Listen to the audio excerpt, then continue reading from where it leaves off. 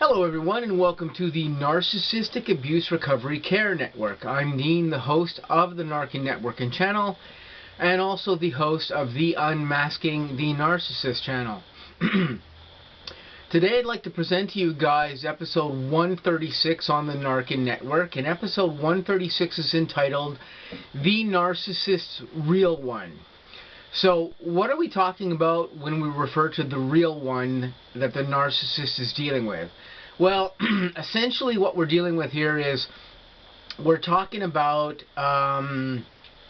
when that narcissist picks out one of their victims as being the real one. That real person that they were really attached to, or that person that was the closest to them. The person who they idolize the most out of their group of narcissistic victims. Basically that person that they perhaps envision as being that perfect person for them, or that perfect victim for them, or that perfect appliance, whatever way you want to refer to it. And we can look at it on the outside of our understanding of narcissism in that particular manner as well. The problem here is that when we look at perhaps the narcissist having that perfect one, or we look at ourselves perhaps as being that perfect one, more particularly, well, when we look at ourselves as possibly being that narcissist one, this is really a grave kind of mistake that a lot of people think about, because we ourselves like to think that we, we have things that ought to offer to people, and there are benefits that anyone that gets into a relationship may reap from us in some particular ways. And of course, this is true. Everybody has something to offer of themselves to somebody else. But to a narcissist, these things that you offer them, these offerings become almost idealistic things that they just go after out of everyone. And that is to say, they're looking for the same fuel, they're looking for the same benefits, they're looking for all the same things in everybody that they deal with. So the idea that there may be a one for the narcissist is really not a practical idea. Most narcissists don't have a real one. They have several people who they could consider to be possibly the real one. And we may have to also think about the factor that in the narcissist's mind, the way that they think about things is sometimes, depending on the narcissist and depending on their level, depending on how they behave and all these other factors, narcissists sometimes do believe in their own minds that they may truly be in love with you. Now, this may not happen so much with greater levels or ultra level narcissists who know very much what they are and what they're doing, and they know that they're grooming people on purpose to get fuel and benefits and everything else. But for lesser level narcissists who are, in a mindset where they've discovered this new victim or appliance that they're dealing with, and they're trying to figure out, what they can get out of this person, how they can deal with this person, all the things that we try to figure out at first in any relationship. The narcissist is also trying to figure out those things, but they're also trying to figure out the things, what type of usage can they get out of this person as well, too. The way that they look at us is different than the way that a regular person who doesn't have NPD actually looks at us. So when they're looking at us, they're not necessarily looking at us as being the one, if you want to coin it in that way, or coin that phrase in that way. They're kind of looking at us to see what it is they can get off of us, what's useful to them, what benefits are there for them, all these things. And these are all of the things that the narcissist is functionally thinking about when they're dealing with us. It's not so much their minds are going, oh, what can I do with this person once I get involved with them? How's that going to go? What are things going to be like? What are things going to be like in the future? with this person. Now, again, there are exceptions to the rule, because some lesser narcissists who aren't aware of themselves really do think that they are in love with you, that they picked you out and you are going to be, you know, their knight in shining armor or whatever. And they may truly not understand how their narcissism really works within the confines of themselves.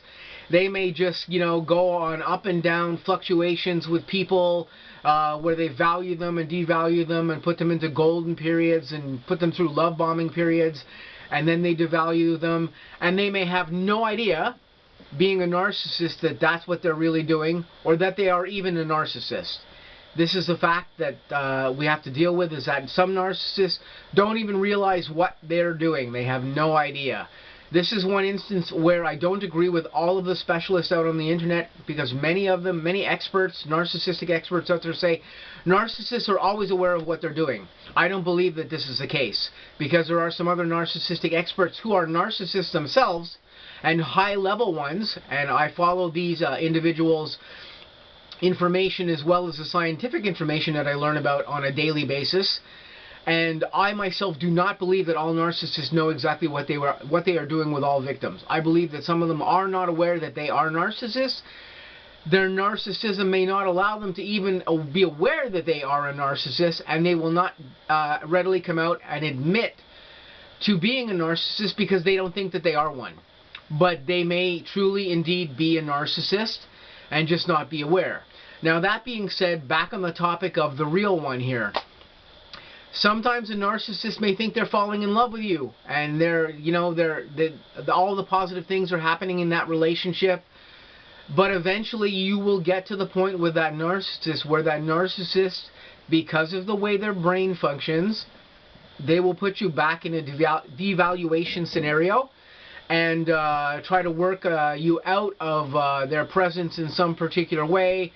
Either by, detaching with you, shelving you for a while, not dealing with you, whatever it is we've talked about in the past that narcissists do with you.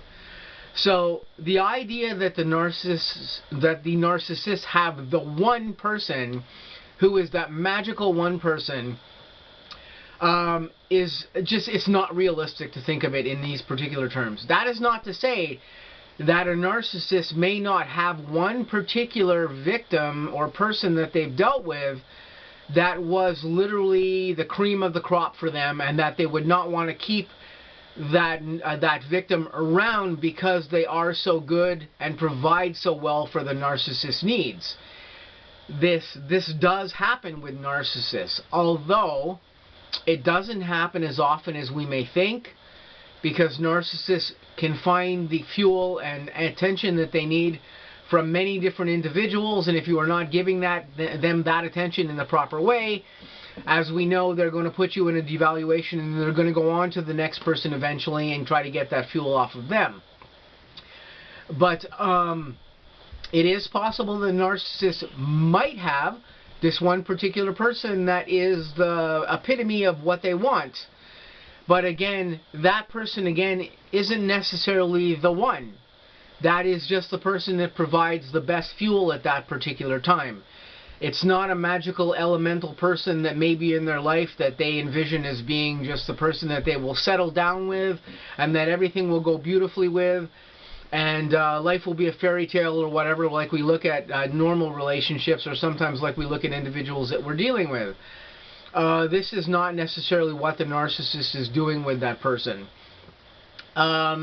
So the idea of the one within narcissism is really not a really practical idea, because the narcissists don't really work that way, and we have to really look at that from a really conscious state where when we look at the wide berth of narcissism and the way that it works with all narcissists, no matter what level or cadre they actually are, that idea of having the one really is less likely than it is that you are just another appliance that provides them with high-end fuel that they may prefer over somebody else that doesn't provide them with as good a fuel as you do.